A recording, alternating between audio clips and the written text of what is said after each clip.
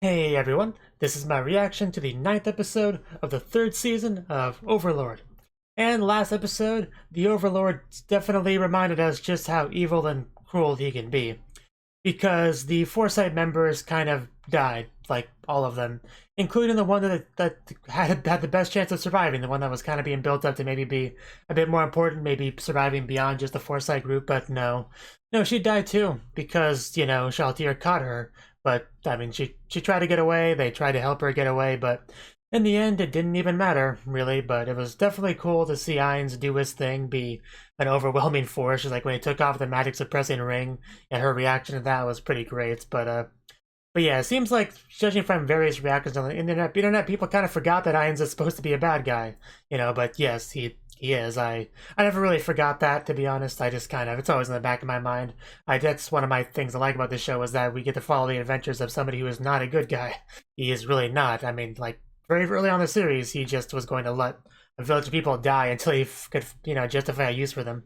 But anyway, yeah, that was pretty much the last episode, and for some reason, everyone and their mother decided to let me know in the comment section what happens to the twins. So yeah, that's a thing. Of course, I technically already read that before I put in my reaction because people were talking about the episode on the Discord server I'm a part of. Like, people were talking about this episode a lot, man. There's so much discussion for that, it was crazy. But yeah, I've blabbed on enough for my intro, so let's get into it and see how it goes. I think we left off on Aura and Mara having a bit of a trip to the Baharuth Empire to say hi, so yeah, let's see how all that pans out. So yeah, let's get into it. 3, 2, 1, play.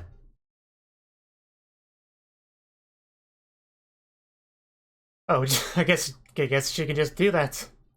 Well, but I get confused with the twins. Be quiet. Okay, just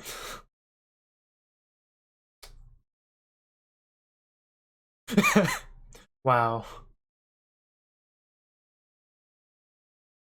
I hope he does.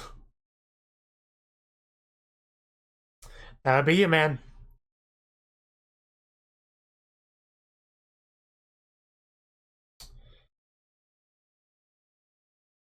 Glad he's stepping up here. Maybe I might run away. I know, right? I'm so impressed. You have no idea. Yeah, have fun with that. Because, the last people that went there didn't end well. But hey, if you're invited, more or less, it should be fine. But yeah, just starting out with that was, yeah. Just the way she so happily says those things, it just...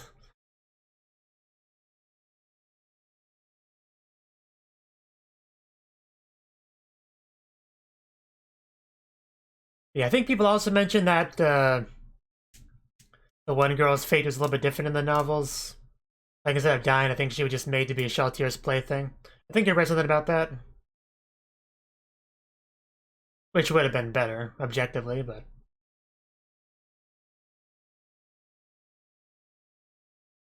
But yeah... Foresights, they will be missed. In hindsight, they probably shouldn't have went there.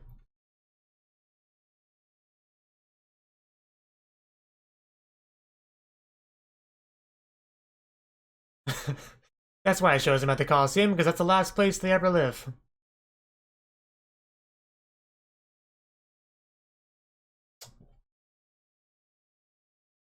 Ooh. Come at me, bro. You will regret it.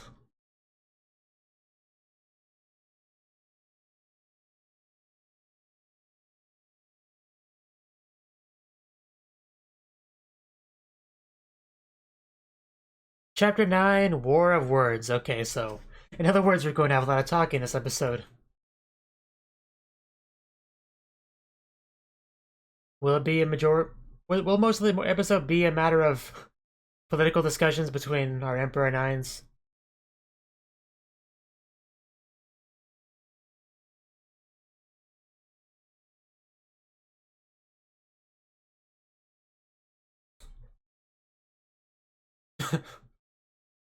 Bloody Emperor did nothing wrong. Yes, third person.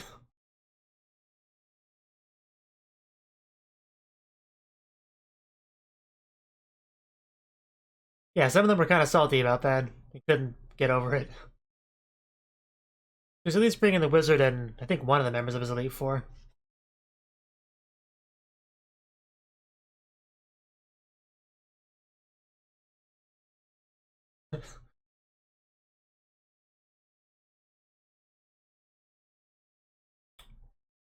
Yeah, I was about to say, is that even in the cards?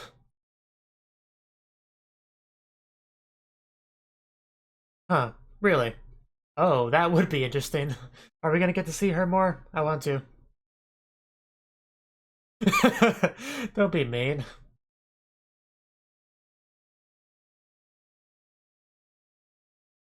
Dragon Kingdom.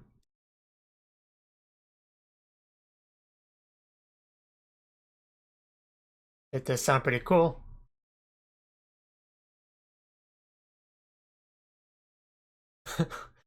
Well, what matters is how she looks.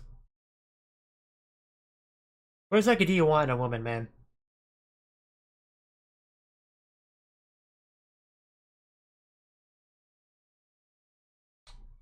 Okay, yeah, so the other Elite Four are probably just around.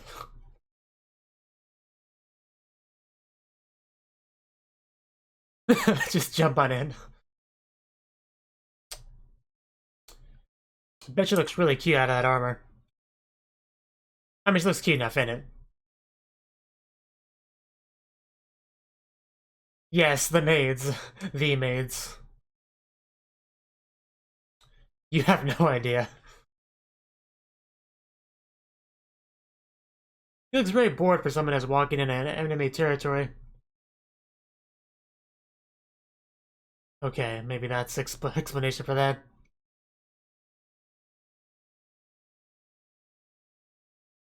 Ugh.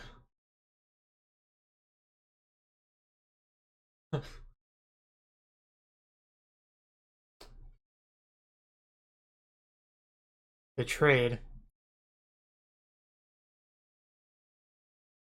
He's a very hard man.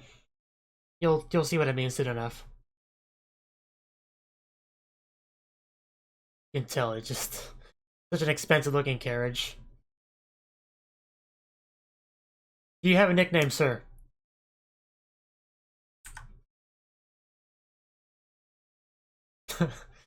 Yeah, she may or may not hate humans, so watch yourself.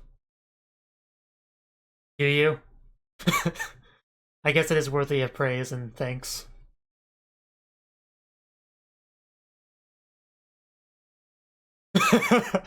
This will be fun.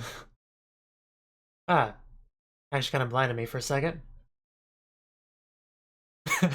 I guess that'll be some good intimidation tactics.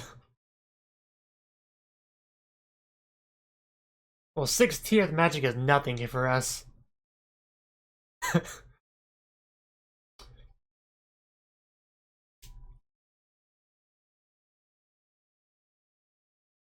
I like how they're making sure that they understand just how much power we have here. You really got to make that point well known. And it's tricky to do without coming across as hostile, so well done. It's, yeah, I mean, except they have control over these.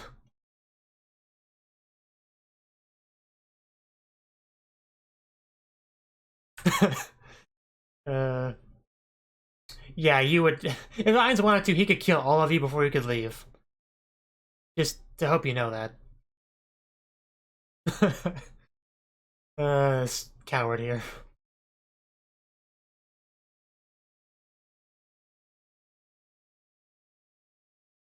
Oh.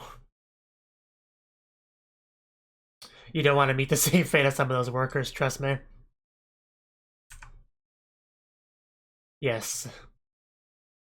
You can do that. In fact, he made one very early on in the series.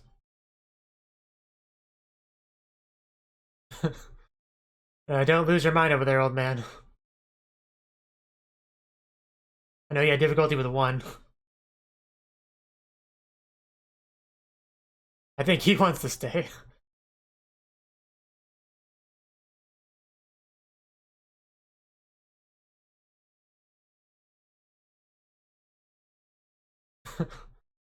uh,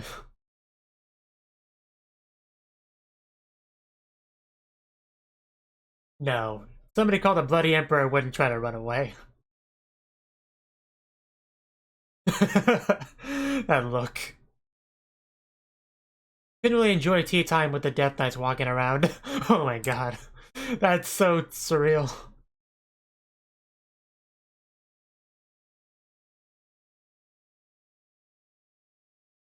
And why am I feeling tired all of a sudden?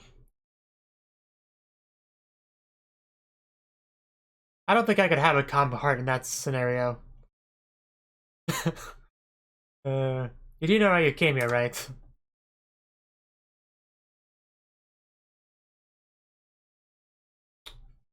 Oh. Now we're watching Gate.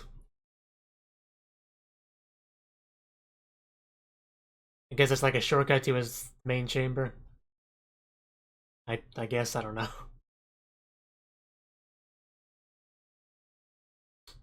Wizard is short. He has it all, yeah. The most important of all of them, yes. Yeah, you have nothing he needs. Here we go. This should be exciting. Yeah, it's starting to get to you, isn't it?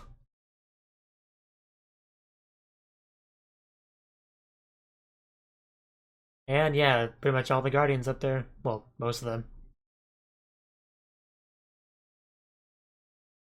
Yeah, I'm just gonna call him Mujirou. I think that's a fine nickname.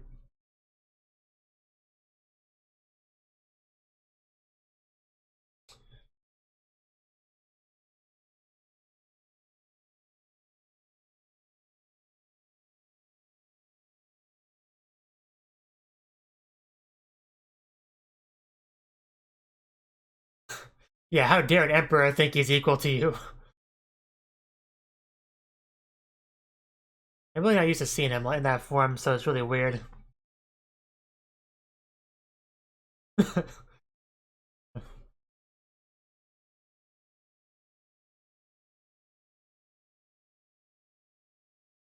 I don't think your group would appreciate that.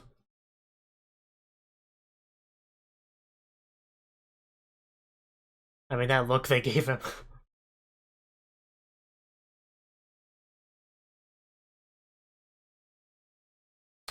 Oh, okay.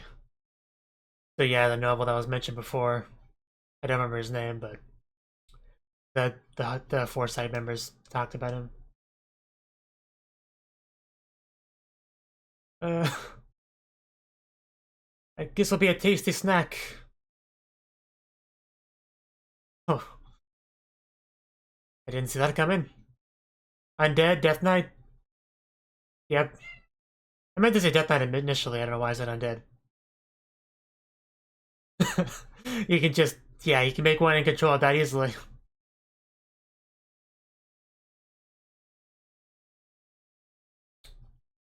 Just call him Judo.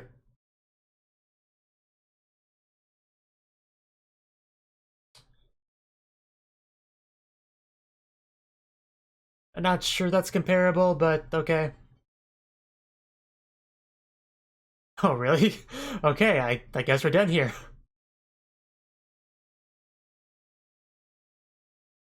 I guess the point was to show their power, so. And they already accomplished that.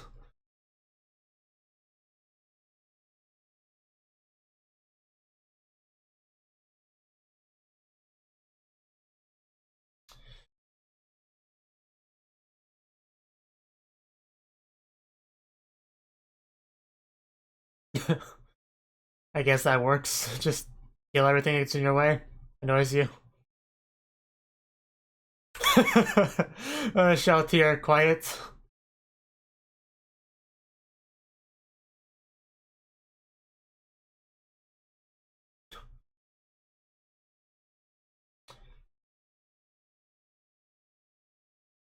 I mean, that's kind of the idea, right? Just please don't kill us. Well, they don't die. You don't attack them if you're on friendly terms. Exactly.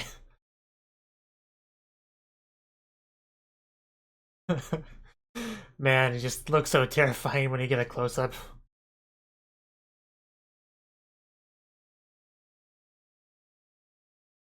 I'm glad he's well aware of his position.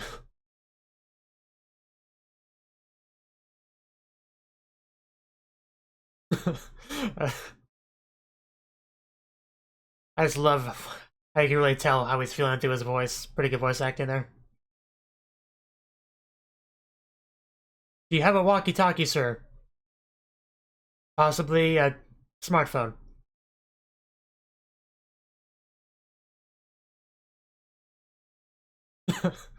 uh,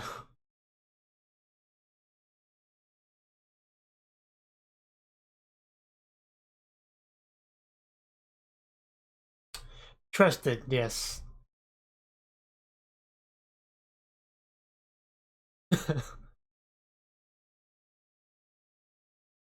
I suppose that would make things tricky for you.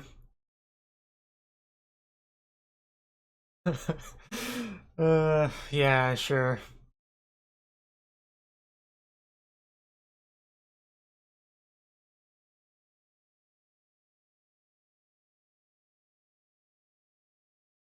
Why would it make them subservient?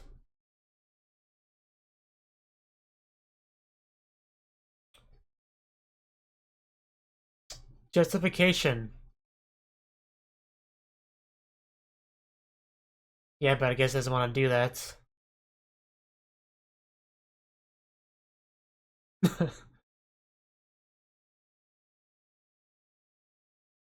Yes. Of course not, there's always more. Heinz. uh, yeah, Heinz, totally, you should do that now. Like, yes, but how about you do that instead, Debbie Hirsch?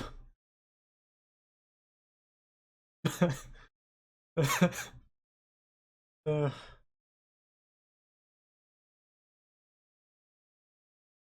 I know, right? It's unbelievable.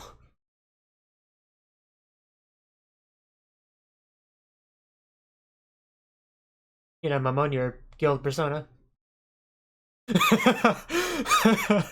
Yes, please do it, man. I'll leave it to you.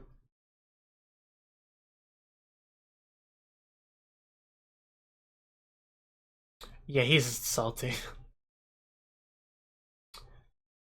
Again, I'm glad you're aware of this. Wait, the position you're in.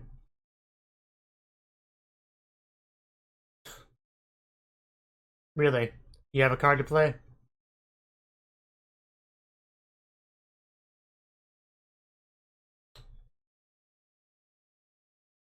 Yeah, from my head. Yeah, so what are you thinking?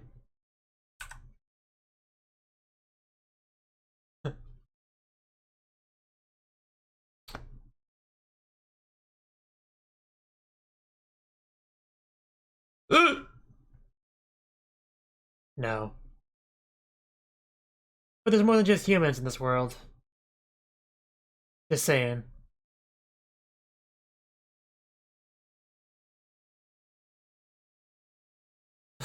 Indeed.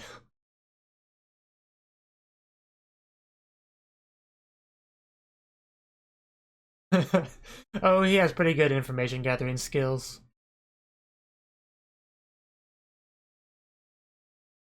You realize something.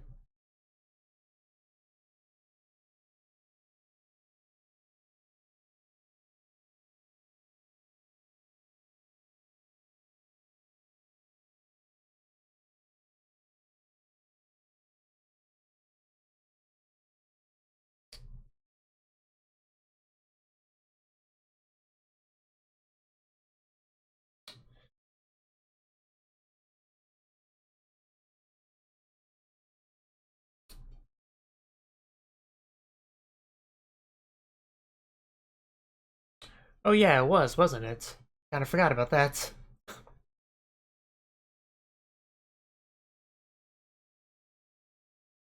Is that, I mean, I feel like you're jumping to conclusions a little bit here.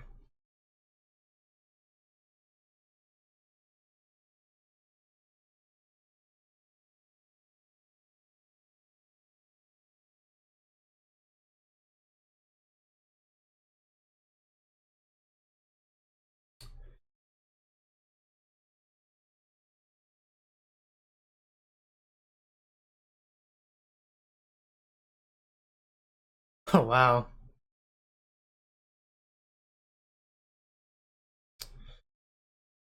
Well, that's not very nice. We just made a good agreement.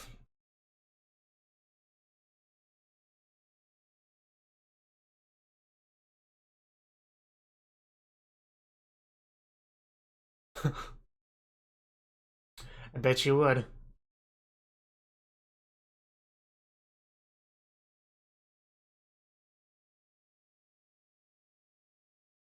Okay. How do you plan on swinging this?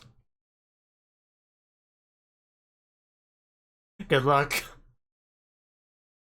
I mean, are you serious? Wow, okay. True enough.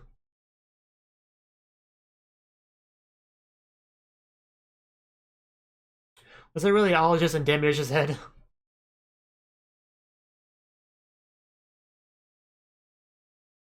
Or was it supposed to be both? It's hard to tell sometimes.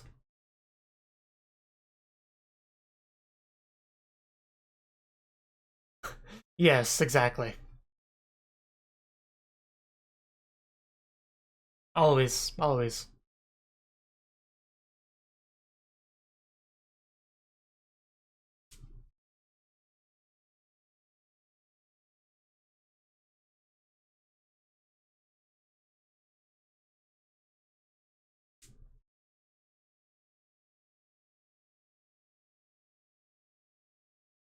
I bet you do.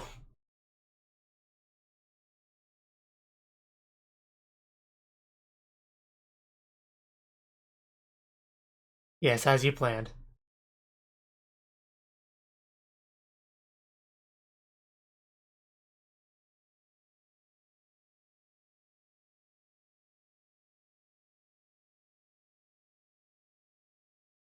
Demon King, I guess. You know, Mo, Overlord, I guess.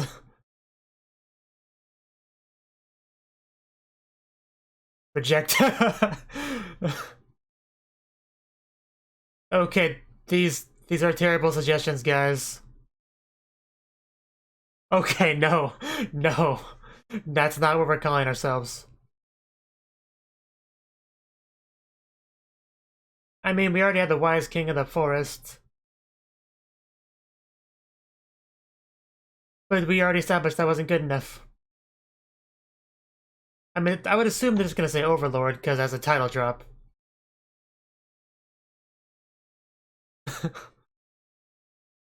uh, the embarrassment's just too much.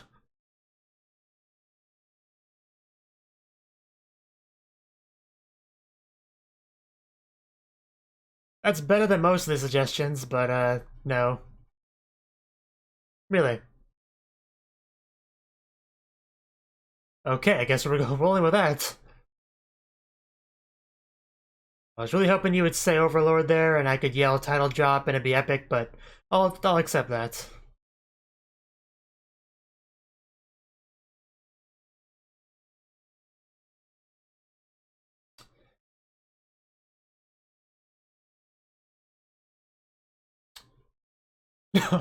Okay, so yeah, I guess he was right.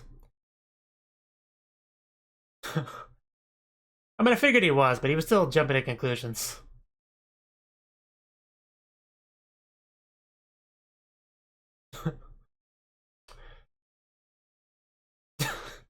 Man, he just...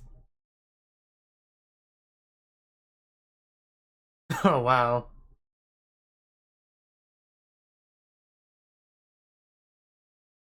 Oh, deep one.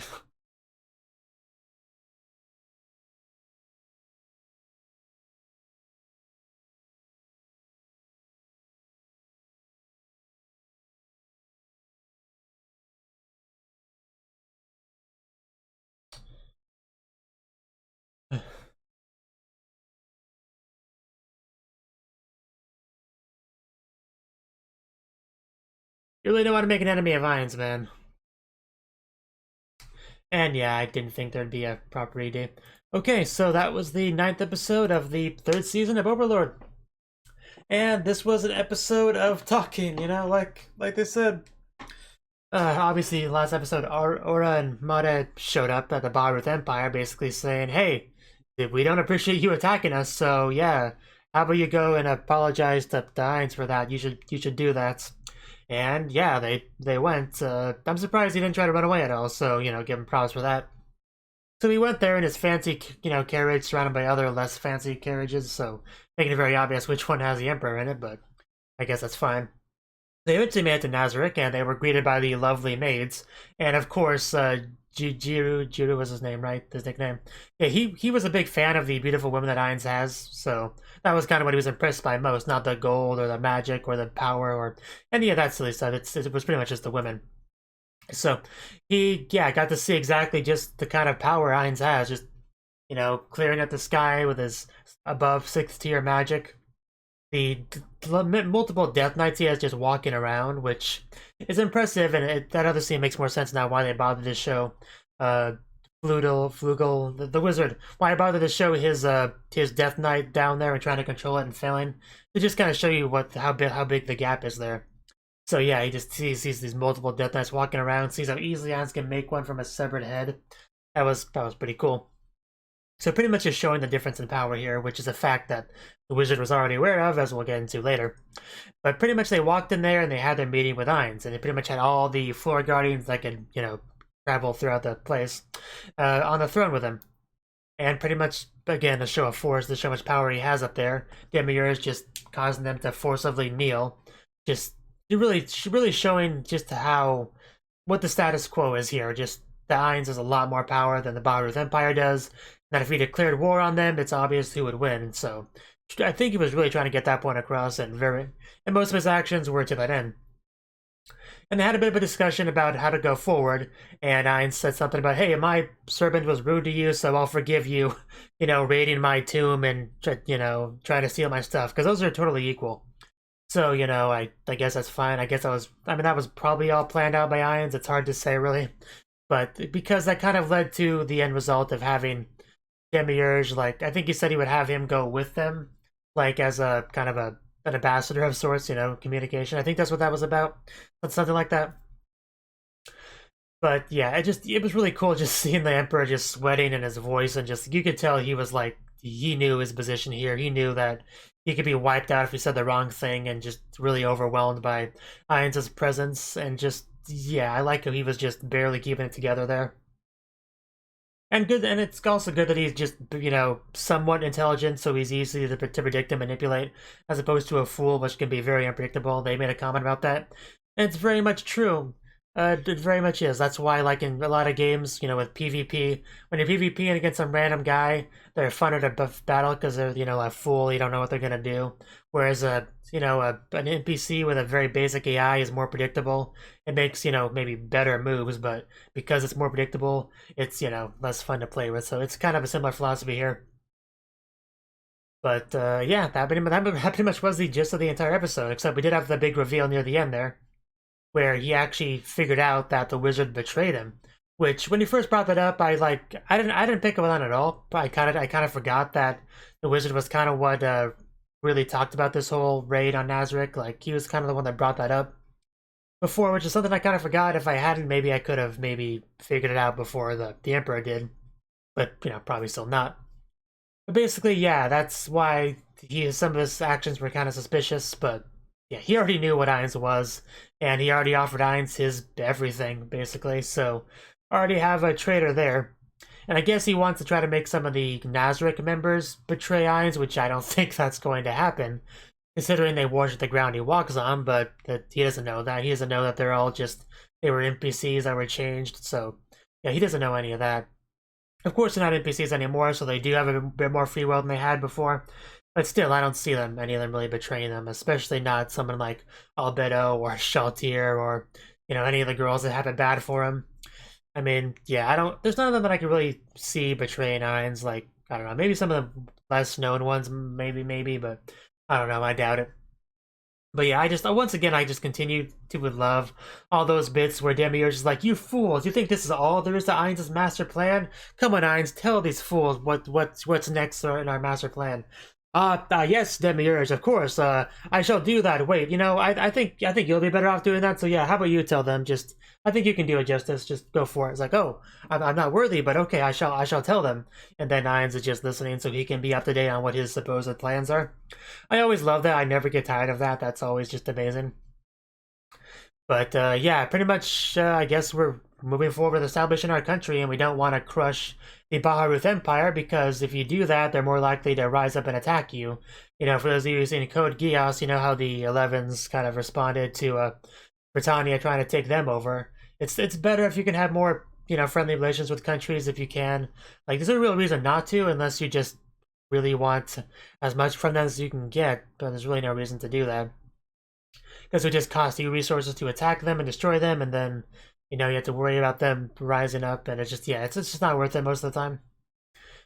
And of course, the Baharuth Empire, they're not going to take this lying down. They're very two-faced in this regard. They're going to pretend to be allies with Ainz, but are going to sneaky try to get a big old alliance going with all the countries, all the human countries. The slain theocracy, the kingdom, basically everything.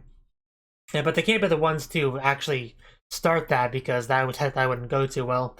So I don't know exactly how I plan on swinging all of that, but I guess that's what their current position is, which is good to know, I suppose. Let's see, what else is there I want to touch on?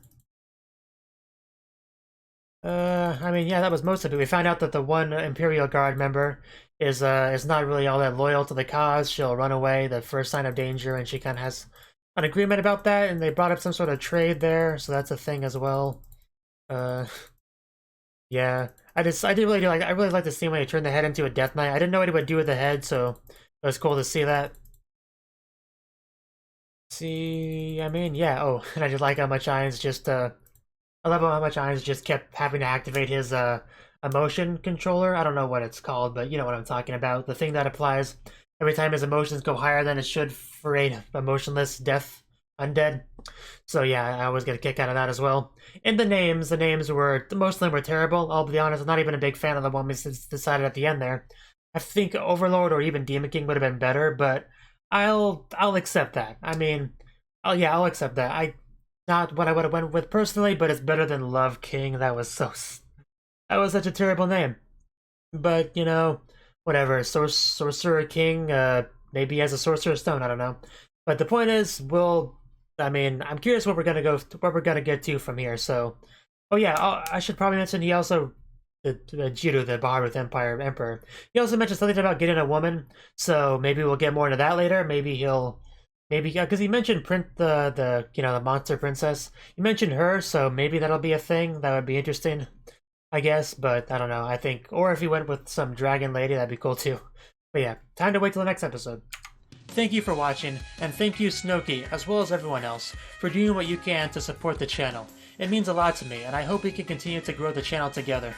If you want to do more to support the channel, then you can become a patron on my Patreon and get cool rewards like early access to certain videos.